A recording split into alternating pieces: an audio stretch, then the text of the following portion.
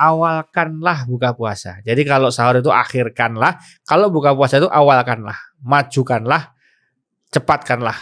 Makanya buka puasa itu yang betul itu kan sebetulnya iftar itu kan ya memakan makanan yang tidak begitu berat aslinya, dia membatalkan saja. Mengejar ridha Allah, itulah yang harus kita lakukan. Zikrullah itu membuat kita cepat untuk bahagia. Dengan mengingat Allah, yang namanya hati itu menjadi tenang. Assalamualaikum warahmatullahi wabarakatuh. Orang yang sedang berbuka puasa, menjelang berbuka puasa, pasti penuh kebahagiaan. Wah, sudah mau buka puasa nih. Puasanya udah hampir selesai, kita mau buka puasa. Dia bahagia. Jadi kebahagiaan orang berbuka puasa itu menurut hadis ada dua. Dia berbahagia ketika berbuka dan berbahagia nanti ketika ketemu dengan Allah Subhanahu wa taala. Masya Allah. Bayangkan, orang puasa itu janjikan sama Allah, ketemu sama Allah Subhanahu wa taala. Dia bahagia ketika ketemu dan bahagia ketika dia berbuka puasa. Keren sekali. Nah, bagaimana buka puasa itu yang benar itu kayak apa? Berbukalah dengan yang benar, karena banyak yang berbuka dengan enggak benar. Pertama, rumusnya adalah kalau tadi sahur itu adalah diakhirkan, maka beda sekali dengan buka puasa. Beda. Buka puasa itu artinya awalkanlah buka puasa. Jadi kalau sahur itu akhirkanlah, kalau buka puasa itu awalkanlah, majukanlah, cepatkanlah. Tapi bukan maju bukanya ya, maksudnya kalau sebelum jamnya buka nggak boleh. Maksudnya lebih diawalkan. Jadi kalau sahur itu diakhirkan, kalau buka itu diawalkan. Nah, artinya begitu azan itu kalau bisa jangan sampai menunda.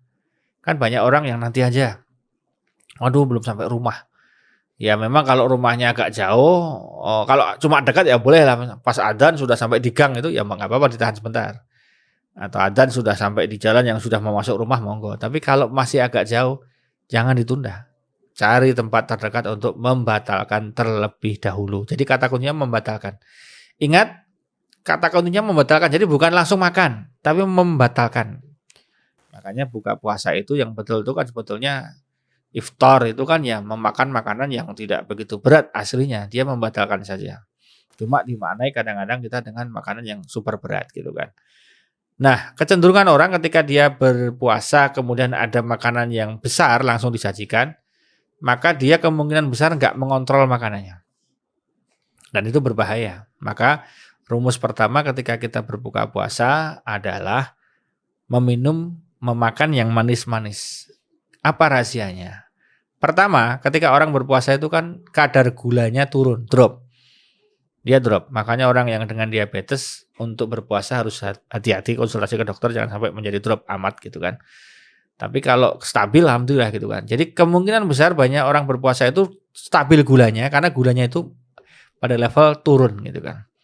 Nah, lemes itu menjadi karena apa? Karena gulanya itu berkurang. Makanya orang dengan diabetes itu sangat dianjurkan puasa sebetulnya. Dia akan menekan ke level yang normal. Nah, orang yang normal disuruh puasa itu ya ada sedikit kelemasan tertentu.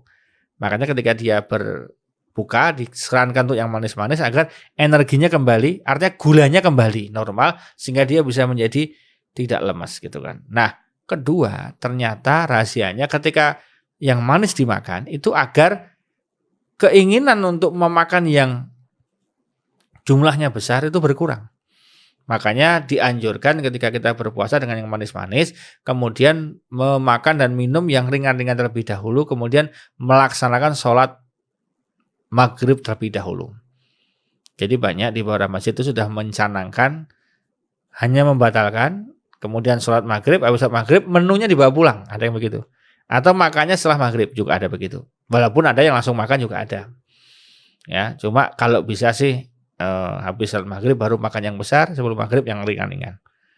Ada orang-orang itu juga yang dia mungkin ketika buka puasa yang ringan doang, sholat maghrib kemudian hanya minum-minum, membaca Quran, kemudian dia sholat isya tarawih, habis tarawih dia baru makan, ada.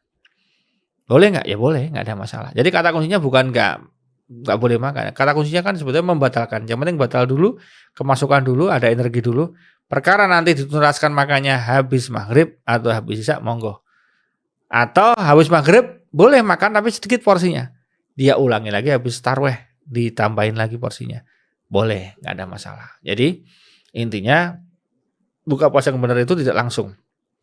Nah, jenis minuman yang diminum itu disarankan tidak dingin. Walaupun dingin lebih nikmat, yes, tetapi disarankan tidak dingin. Karena ketika orang berpuasa itu lambungnya sangat panas.